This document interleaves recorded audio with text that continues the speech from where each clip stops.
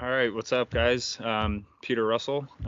Played volleyball at Penn State. Played a year in Germany professionally, and now coaching, finishing up my bachelor's degree, and then hoping to go coach in college, maybe men's, maybe women's. Not really sure, but volleyball is my life, so I'm doing this podcast as well.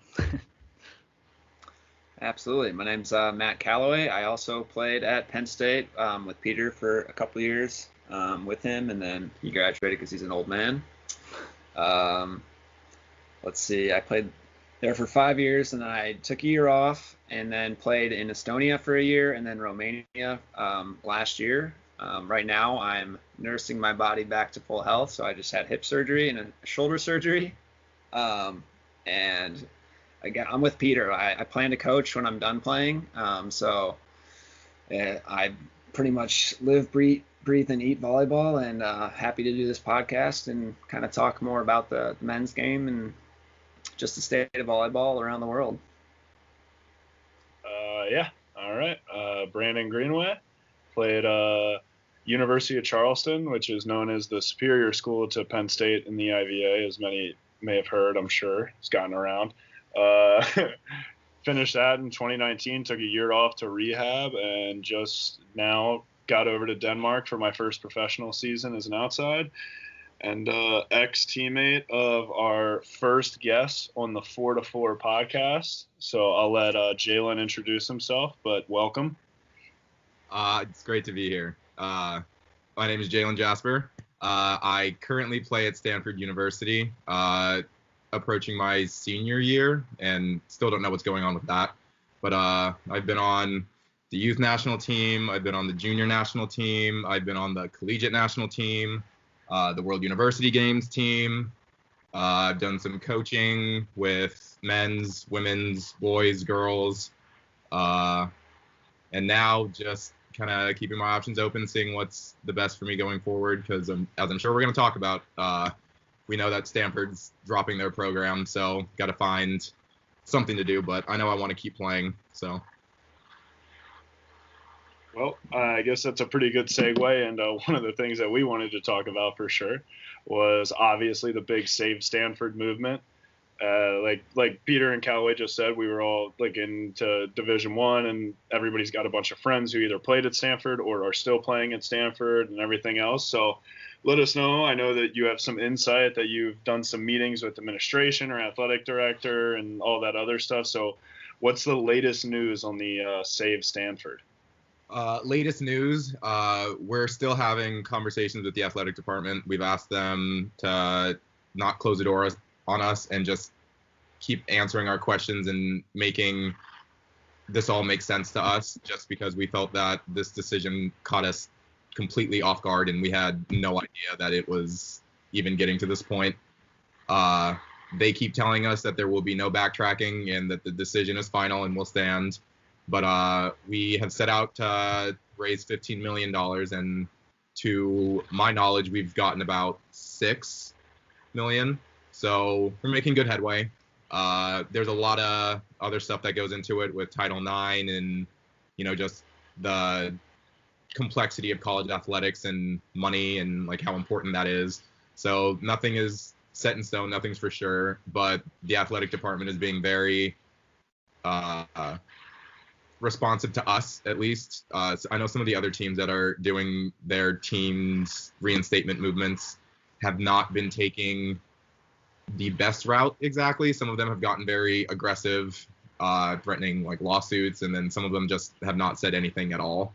So I think that we're a breath of fresh air to them to get to a team that's, anytime we have meetings with them, we're all wearing collared shirts, we're all there, we're prepared with scripts, going off scripts and just having passion behind what we're saying. And I think it's comforting for them to know that like Stanford athletes are so well-spoken, and even in the face of like hard times like this, like we can stay logical and reasonable and ask questions. But like I said, they said that there will be no backtracking and no decision, and the decision is final. So what that really means, we don't know, but they've agreed to keep having conversations with us.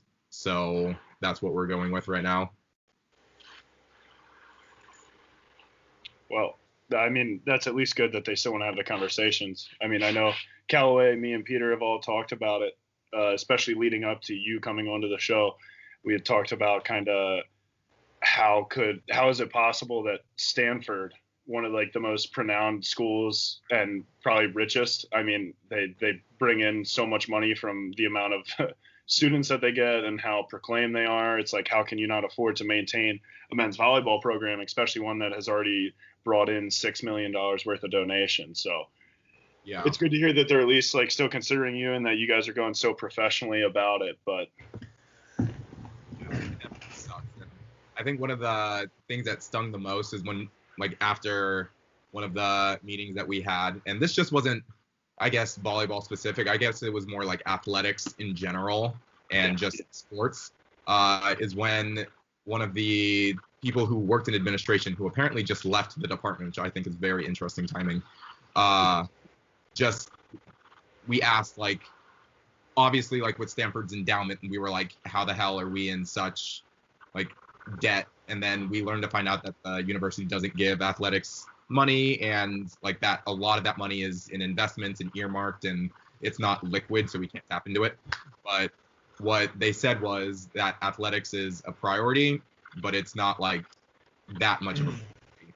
So like when they said that, like it just kind of like stung, like not like obviously for volleyball it hurt, but I just think the way that they were talking about athletics and making it seem like we're just there like for fun and like we're freeloaders and like we really don't care about anything.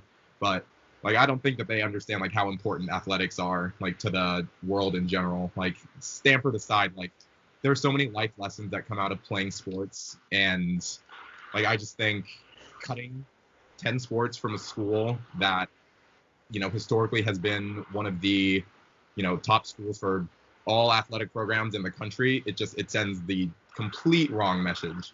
And then like for men's volleyball, like you have men's volleyball getting dropped in as a sport that basically already doesn't exist in the US. It's not good because now there 23, 22 schools. Now there's one less. And like who's schools from cutting their programs because Stanford did it. Like people look to us as an institution for guidance. Absolutely. Like what we're doing. That's kind of been my main concern after that happened. I was like, well, you know, if Stanford is going to be the ones that are kind of paving the way, and this is kind of how they've chosen to do it, like, why wouldn't every other school fall in line? And maybe not necessarily cutting 10 programs or 12 programs or however many they did, but I mean, for sure, men's volleyball is right at the top of the list on the chopping block always for sports to, you know, to be removed from a school. So, it's good that other schools haven't done that yet, but it was really shocking for me to hear that, you know, I obviously for you as well. Did they say as to like what was the main driving reason as to why they decided to make that decision? Yeah, so I could probably, if we really wanted to get into it, I could pull up the email where they basically just like list all the reasons why the teams that were cut were cut. But men's volleyball specific, or not men's volleyball specifically, they kind of generalized it to like the 11. They said that like we were like some of the least racially diverse, that I'm just trying to think, like we were like non-revenue making teams, like we were spending more money than we were bringing in, like representation like across like the entire US, like how many people play it, like how the sport is growing, which a lot of the reasons that they cut men's volleyball like were reasons that we said that like they shouldn't have cut men's volleyball, because they did say that like the sports that they cut like weren't growing and that they weren't popular, but volleyball has been like top however many like growing sports in the US the past couple of years. Absolutely. And it's also so strange considering everything that's going on in society today that they say that they're going to cut your program because you're not diverse enough. Yeah. And like think about that in all fairness, and this isn't just to like point out Jaylen or anything like that, but you have been one of the most like diverse players in USA volleyball in general, especially considering like the posts that you've made recently that have been all over NCAA and everything. Like you've been a big face for USA volleyball and NCAA volleyball, and now Stanford wants to turn and be like, oh, we're not diverse enough, when you literally have one of the most diverse people in NCAA volleyball on your roster, and you're gonna say that it's not diverse enough for them. Yeah, and like I think like at first glance, like they're looking at all these teams in terms of racial diversity, and I added the word racial diversity. They just said diversity in general. But it's assumed. Yeah, no, like every time we talk about it, like they always end up bringing race into it. And like the one thing that I always think that they discredit out of like diversity is like sexual diversity. Like I'm bi, like one of my teammates is gay. Like we're two of the only openly not straight athletes in the entire athletic department at Stanford. Like I cannot tell you how many times I've gotten DMs or like people have come up to me like when I'm alone and totally unsuspecting and like confess to me like, hey, like I'm feeling this way, like how do you navigate Stanford and still be yourself? How are you so comfortable? Like people like look to, I don't want to say like me, but just like the out athletes. Like, Maybe so though. That's okay to say that. Yeah. Especially if it's true. I mean, if you got multiple people coming up to you like in secret, like literally looking up to you and being like, how do you do it? Like that's if anything, that's something to be proud of. And it just makes me feel bad because like as they take that away from like because volleyball is like a very accepting sport. Like I know we all know the stereotype that like volleyball is like the gay sport, which no, not necessarily true, but like there is like a good fraction of like not straight men that play volleyball. So like I mean, there's the NAGVA, the North American Gay Volleyball Association's a big thing. Like I've played in those tournaments before, and it's a blast every time. Which is also like, I mean, I haven't done much research into it, but it's also one of like few sports that actually has like a sectioned region and like for people that are gay in order to play, like all gay people that are just playing together. Like I don't know any other. I mean, just sport any that has, orientation like, or identity. I mean, it's just you're absolutely right. It's a very accepting and open community, and I don't know that there's another one quite like that in sports. I mean, you hear 10 years and I can tell you basketball is absolutely nothing like that. Right. Yeah. I mean, you hear about all these things. Like there was in the news, who was someone from Major League Baseball, like basically told their agent, like, I will not get traded to Boston because they're racist. Like I hear this, this word every single time I go up there. Like volleyball to an extent was kind of a bubble. I mean, like for the most part, people really were like very welcoming of everyone. I mean, you respect each other's game as long as you compete hard when you're on the court and then you go along off the court kind of a thing. There's some guys obviously that are a little arrogant and maybe like rub others the wrong way, but for the most part, as long as you respect somebody, like that's all that matters to the volleyball community. And looking back at it, I'm pretty like definitely like lucky to have been able to be like a part of that and like grow up in that kind of a atmosphere, Exactly. Yeah, I think that's been one of the blessings of being a smaller community, is how easy it is to get connected with other people and other teams, because it's not the same, conferences that there are for basketball or football. There's, there were 3 when I started, basically 4 if you count the Conference Carolinas, and I think that's something that is an advantage as we grow. It's going to keep that small community feel that everyone's interconnected as the sport grows, but I also kind of wonder if it has anything to do with just what's been going on around the world as far as like just the fear of like with the pandemic and limiting sports that way. That's kind of one of the reasons I had asked if they had given you reasons as to why they did that. I didn't know if that was one of the things they were concerned about or not. Yeah, so they told us that we were already projected to be, I think, $25 million in debt this year, and that's like football happened. And then they said the pandemic hit, sports were getting canceled, and without football that they were projecting like a $50 million debt.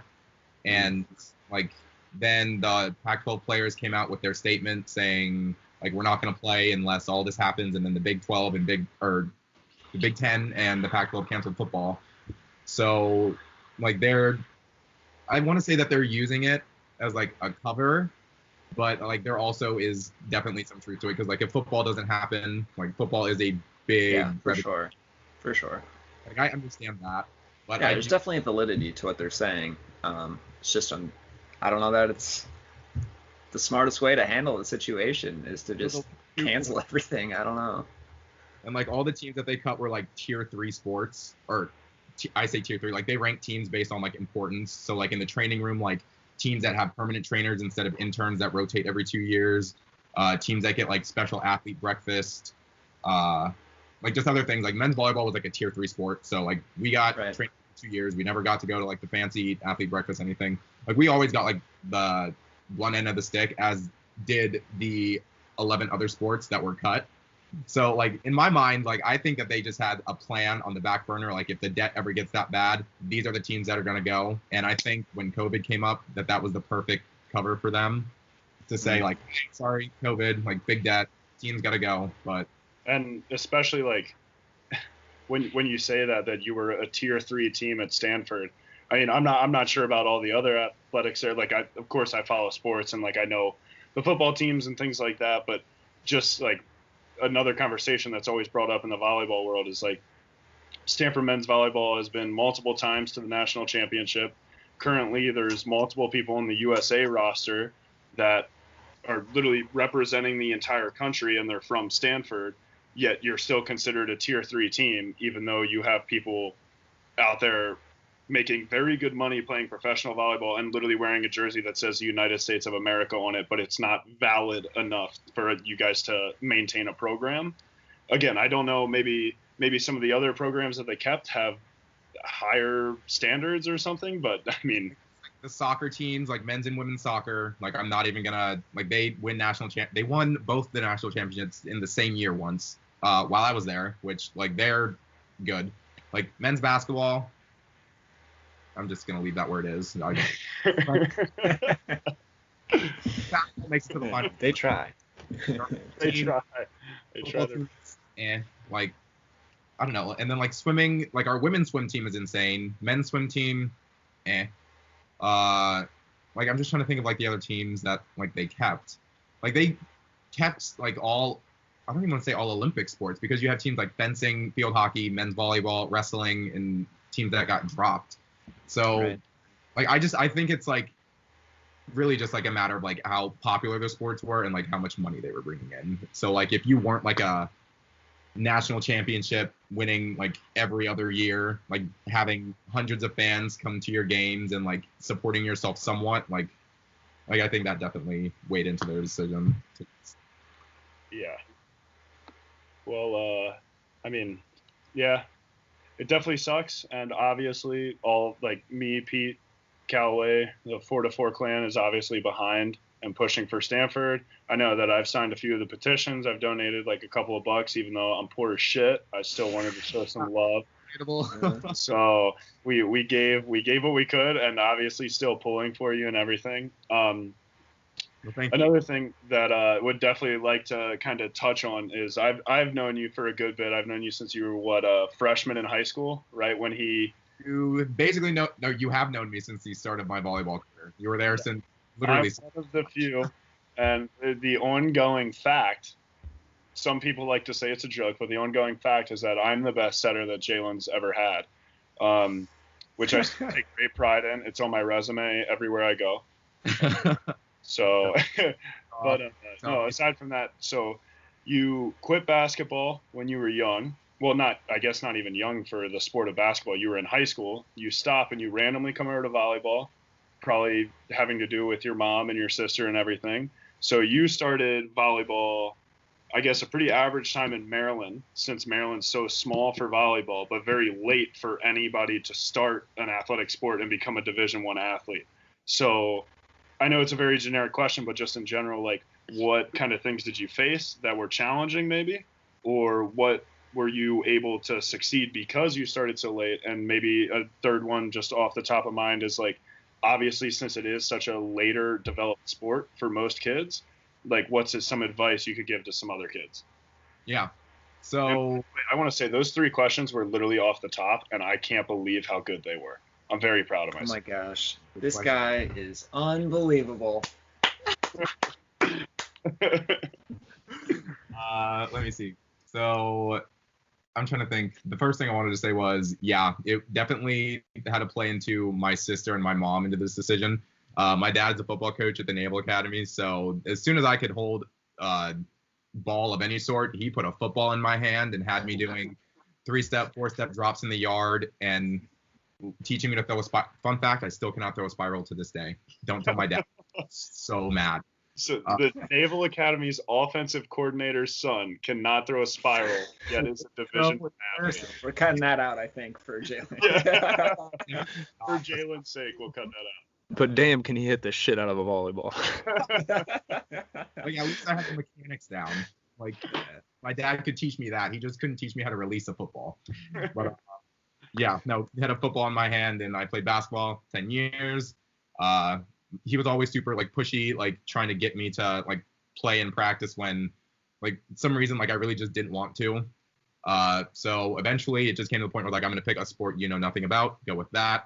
My sister had just started playing volleyball in high school, so I guess like when I first started like experimenting with volleyball, I was around like in middle school, but that was just like going to my sister's practices and like watching. I didn't actually start playing until that practice that you were there with SJ and Mike, and that's really when it was like after like the first couple practices that I was just like, okay, like this is the sport I'm gonna go with. Like it's fun, it's exciting, like every play is different, and it's just like a completely different concept. Like keeping the ball off of the floor is so different from getting the ball from one end of the court and then into like a small basket. Like I don't know, like it was different to me. It was fun.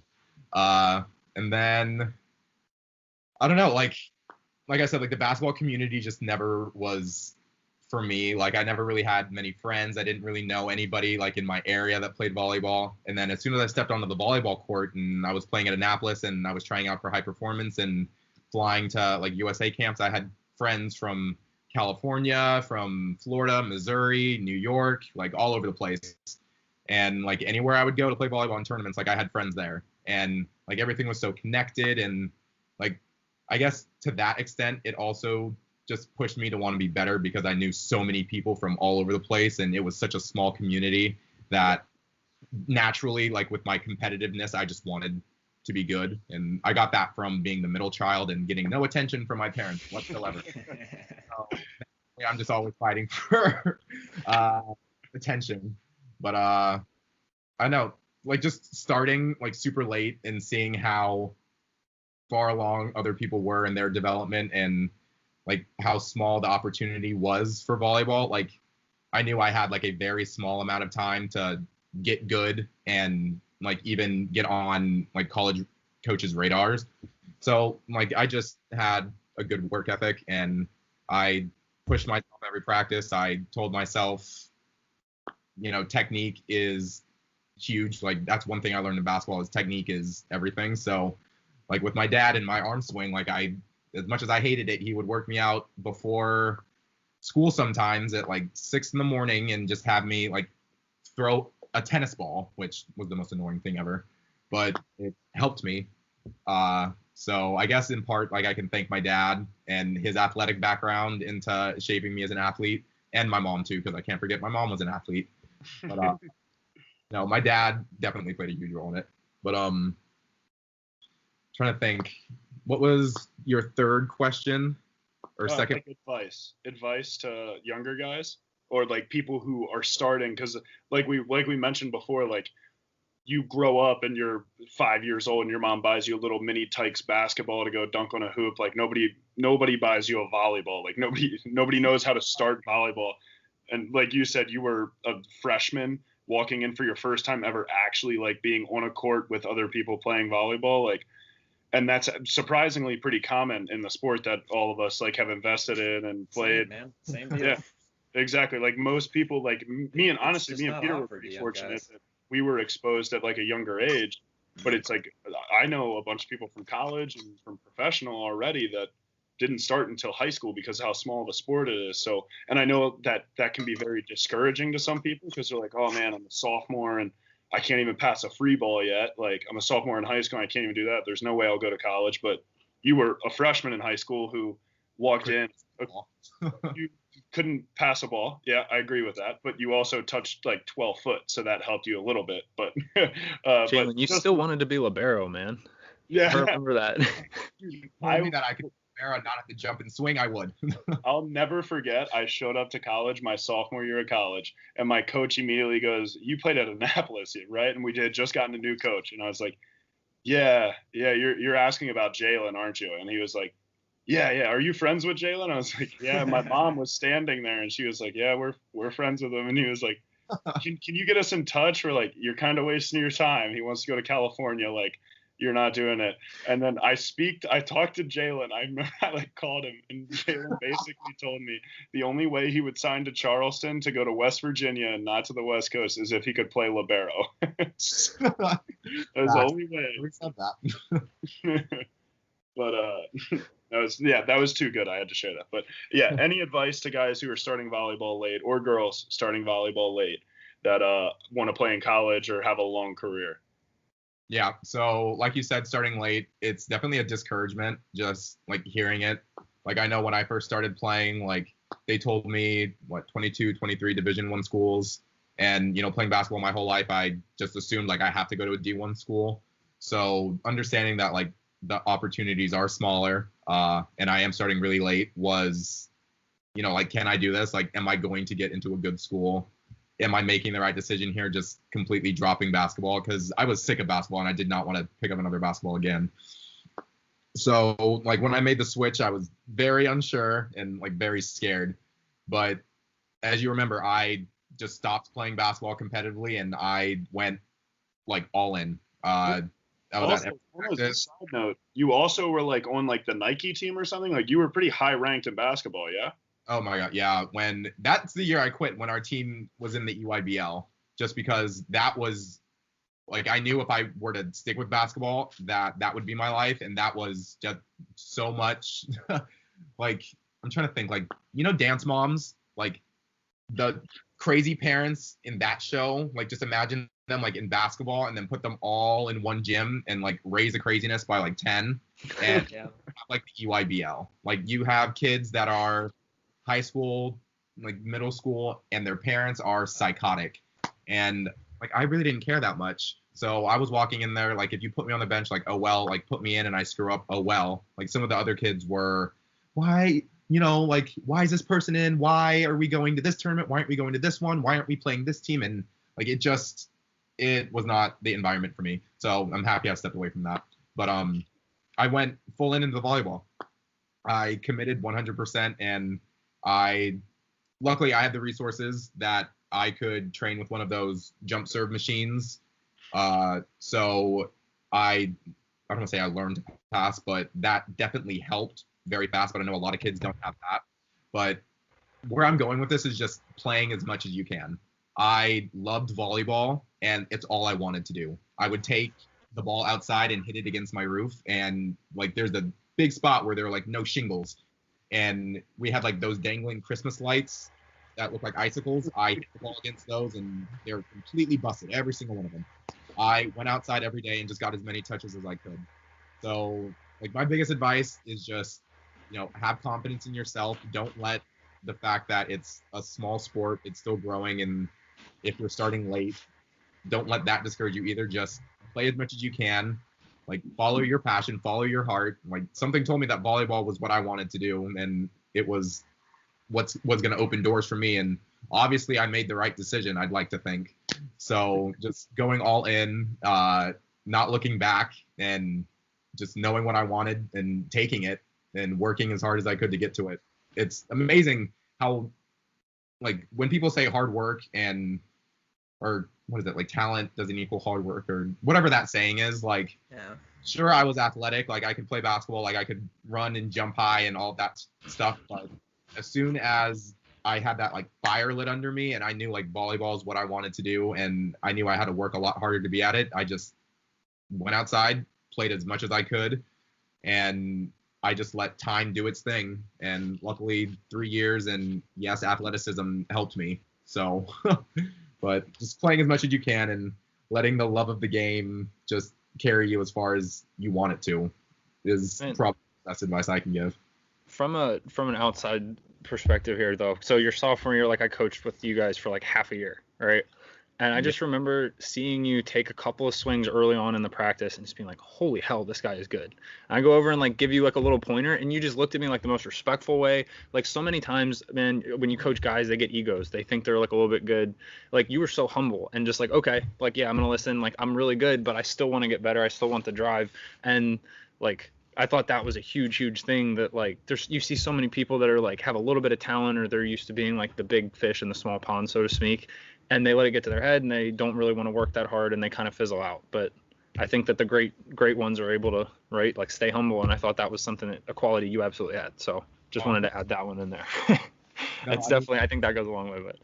Knowing when you have the resources, like I had like Peter Russell as my coach. Like how many, like I'm sure that like people can say like, oh, I had this person as my club coach. I had this person as my club coach. Well, like I had Peter Russell as my club coach. Like why wouldn't I listen to him? Like after just starting volleyball. They're like, why wouldn't I take advantage of it? Like if he's offering me like advice, like that's like a cheat code.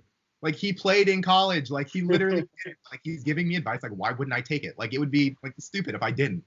So again, like this that is would to all the players out there, listen to your coach. Yeah, but man, Jaylen, I'm sure as you coach more and more, you're gonna see that kids are not gonna listen to you, and it's like you have Jaylen Jasper right here, listen to him. You know what I mean? No, that is actually very accurate. I feel like that's kind of where you can tell like which kids are going to be good and like which kids are going to like be the ones that fizzle out. Like if you can take constructive criticism and like apply it and like ask questions and seem like genuinely interested, like you're going to do fine. But if you're going to like complain and like justify like why everything happened and why you're the victim here and like it wasn't your fault, like you're not going to get any better. Right. Yeah. It's facts. So, you got to look at what you can control, I think, absolutely first. So.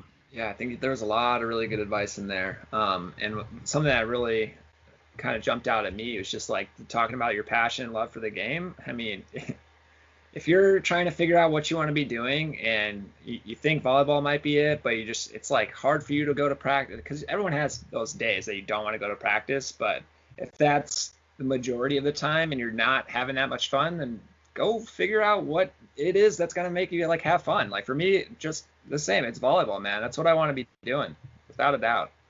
So yeah, exactly. That's kind of like where my head was with with basketball. Like I would go to practice and it was more days than not that I was just like, why am I here? Like I don't feel like this is boring. But every time I'd go to like I would leave for practice like 30 minutes early when it only took me 10 minutes to get there, and I would just sit outside and like wait to go in. Like I was so excited to start. So like I knew like from the like as soon as I would pick up a volleyball before I picked up a basketball and basketball was still my main sport, that something was wrong. And that I needed to make a change. That was always really funny for us too, was when we were playing with Jaylen early in his career before he realized, like I think it was before he even like saw what a good volleyball player was. Like he knew Peter was good and he was like, okay, well Peter's good, Peter's smart, he's a good coach, cool. And like Jaylen would be out there and would absolutely like clap a ball like 8-foot line over top of like a double block, not like probably my double block, completely over top, but he would hit it out and Jaylen would just be like, I fucking suck, I'm the worst. And we would all like bring it in and be like, hey, like don't tell him that he's good because we need to keep him here. Like, dude, this kid's like 13 years old and he just touched the top of that backboard. Like, don't tell him he's good yet. Wait until like coaches tell him that. The funny thing is the negative self-talk still has not improved. I still say that to myself on a daily basis. Oh, I know. I've seen some of your live stream games and I can see you do it. Like, there you go. Nothing's changed.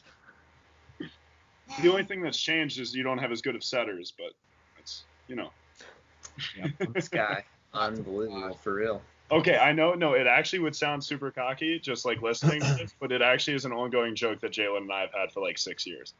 Even when he signed to Stanford, I told him he wasn't allowed to sign to a school unless we were a package deal, and I don't think Stanford was too interested. Yeah, maybe not. Wow, that's okay though. They missed out big time. Yeah, obviously. I'm just a great guy. I can feel the sarcasm in your voice. You are a great guy. I love hanging out with you, man. I hope. I'm serious. I really do. I think Brandon's a really good dude. I wouldn't be doing this podcast if it weren't for him, for sure. So. True. Yeah, true. Thank God I was able to pull Pete and Callaway. But actually, Jaylen, I have one more. The fifth and sixth option. Yeah, I asked everybody I knew, and I got stuck with these two idiots. Volleyball is a small community, You're not a name's quick, so. Yeah, you guys are kind of right. But But the one other question, or another question that popped into my head, Jaylen, was so known you for a while, everything, and you went off to California where you always wanted to go, out to the West Coast, everything. I've talked to you right before I left for Denmark to come overseas, and I talked to you about some of your tattoos and stuff, which I've seen some of like the interviews and everything that you've been on, and nobody's really asked you about that. So I'd like you to dive into it if you don't mind, or if it's not too personal, if you want to explain to some people about your tattoos and what they mean to you, because you literally were tattoo-less, and then you came back and you're like tatted up your arms. You're telling me about how you want to fill the sleeve and everything. So no, I'm just kidding. Not a full sleeve, but funny because like I still want more, and like I don't think a lot of my friends even know I got a second one. So I'm gonna like go back to California, and I'm planning on getting another one right here. Planning on getting one on my bicep, and I'm planning on getting one on my chest right here. So it's an addiction. Once you get one, like you really want more. So if you don't want a tattoo, don't get one because you're gonna want more. And also they're not cheap. So keep that in mind. But yeah. So let's see if you guys can see. This one is a palm tree, obviously. Probably the most basic tattoo known to man. Palm tree on the forearm. But I kind of got this just as a like symbol of the West Coast.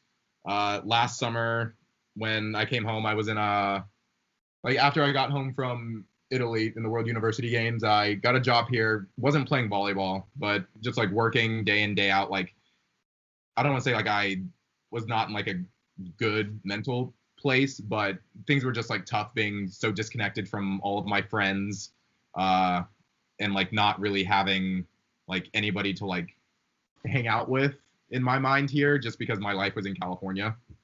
So I got this just to kind of remind me that, you know, while I might not be there, like there's a better place. Like I'm not saying that there's anything like wrong with this, but like I just kind of got it to like remind me of California.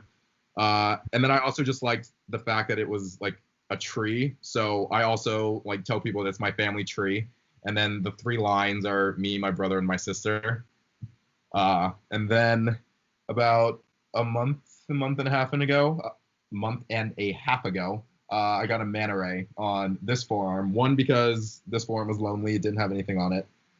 2, they're just my favorite animal. Like I couldn't really tell you why. Like I just randomly picked it one day, and for some stuck with me for so long that they're my favorite animal.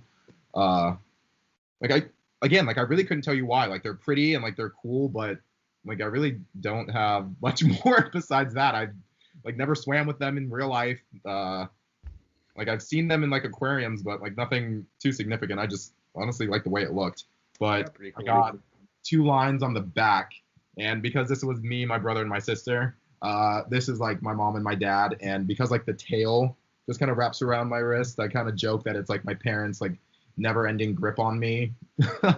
So it's the kind of the joke about it. But next tattoo I'm gonna get is Jaylen Strong across my butt, or on my pec right here.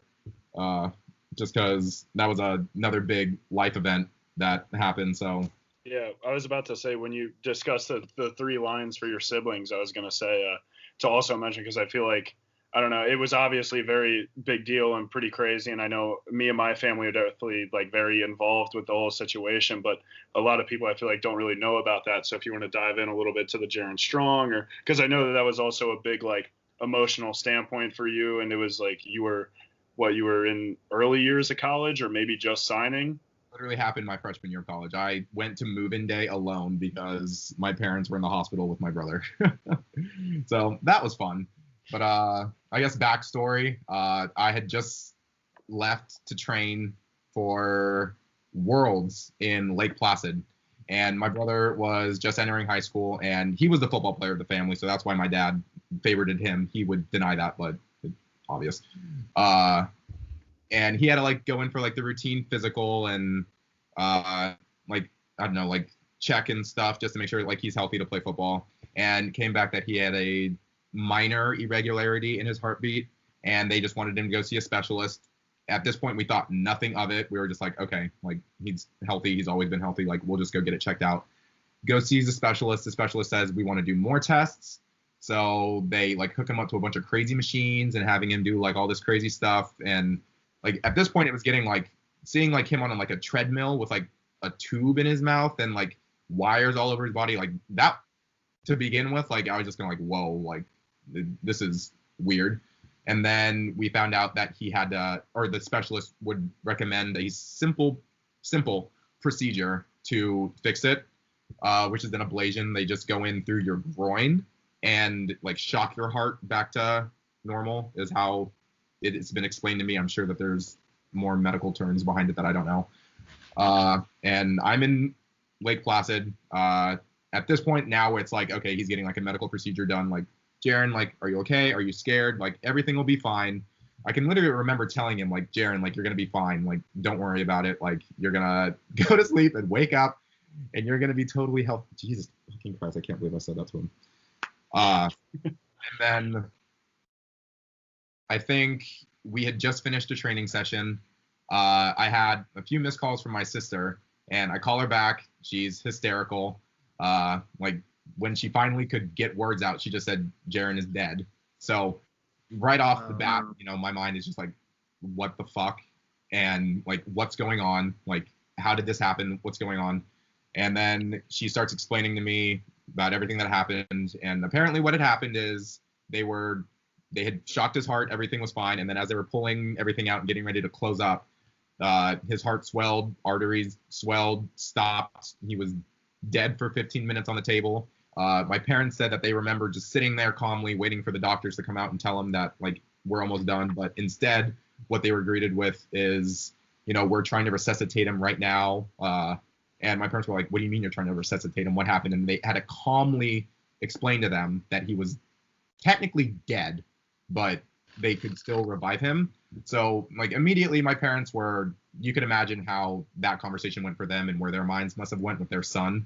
But, you know, I was in Lake Placid training with the youth team getting ready to go to Worlds, and just hearing that, and I just remember like crying for the next few hours, and my teammates comforting me, and like I couldn't do anything, and they ended up flying me back home. I was one of the first people to see Jaren when he woke up, and just like seeing his like hand reach out and like squeeze mine, and he really you couldn't tell if he could see anything because his eyes were just extremely unfocused, and like I don't even know how to describe it. His eyes were open, but you could just tell that like lights on, no one's home. Like he's aware of things going on, but like he can't see. And like just seeing him like that with tubes down his throat, with like a huge like his chest was broken open. They had to break open his chest. He had a huge scar down it, like with bandages and all that crap, and IVs coming out of his arms, and like a ventilator that was breathing for him. And it was just like so much. And this is when I was my freshman year. I was moving into the dorms. Moving day, I moved in by myself. I remember it was when we were playing UC Irvine that he actually got the transplant, because he ended up needing a heart transplant because his heart was so badly screwed up after that. When he got the call that there was a donor, I got on a plane, flew home. Again, was one of the first people to see him when he woke up, if not the first person to saw him when he woke up.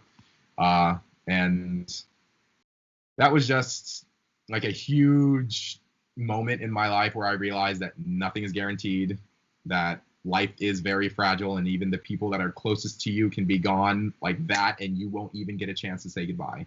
Like that is how like unpredictable life is. And like as much as I like hate to say it, like it definitely brought me and my family closer, and like it really gave me motivation, like on the court, off the court, just to, you know, succeed so that one day if he needs it, I can take care of him, or, you know, I can take care of my parents for being put through all of this and still taking care of all of us so well. But yeah, that was, like I said, I need to get a tattoo of that, because like that was just such a major like event in my life that I want something to remember it, even if it hurts very badly and costs me about $400. Yeah, man. Absolutely. That's really intense. I had no idea, obviously, but he's okay now. Oh, yeah. He got the transplant in, I could be the worst brother in the world for screwing the years up. This all happened in 2017. He might have got it in 2018, but 2017 is basically the year where like all of this happened. But like right now, he came down off of his meds, so his face and like water retention is down, looks normal. He's hanging out with his friends. Obviously, the pandemic isn't, ideal for somebody with no immune system, because the meds he's on literally keep his body from rejecting his new heart and basically mean that he has no immune system. Yeah. So all of that happening is just added stress onto my family. But, we're doing what's necessary to make sure that he's healthy. Social distancing, wearing masks when we need to. There's hand sanitizer all up in this house. There's been hand sanitizer in this house even after Jaylen got his transplant, because we had to be so clean in this house.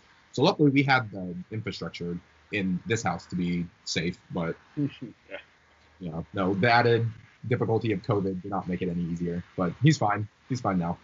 That's good. Well, that's a blessing for sure. It's a really hard thing to go through, without a doubt. Anytime somebody could just disappear out of your life like that, and you always want to be able to say more than you did. And that's something I've lived by for sure after my grandpa passed away. Just like always let the people that you love know, let them know, and just never leave angry, stuff like that. It's stuff I live by without a doubt. Yeah, just like nothing's guaranteed. Like my scholarship for 4 years to play at Stanford, not guaranteed, because they ended up cutting our program. So everything, anything on the table, nothing is guaranteed. Nothing is set in stone. Yeah. Except for the fact that we're all gonna die one day. But I mean, there you go. Way to find a way to lighten the mood there, Jaylen. Nah. Well done. It's all right. I do have to head out of here soon, but I wanted to get kind of go back to kind of the Save Stanford men's volleyball thing, so that anybody that might be listening to this, Jaylen, what are some things that people can be doing to be proactive, to help kind of your guys' cause there, and just for men's volleyball in general? What are some things that people can be doing to help out?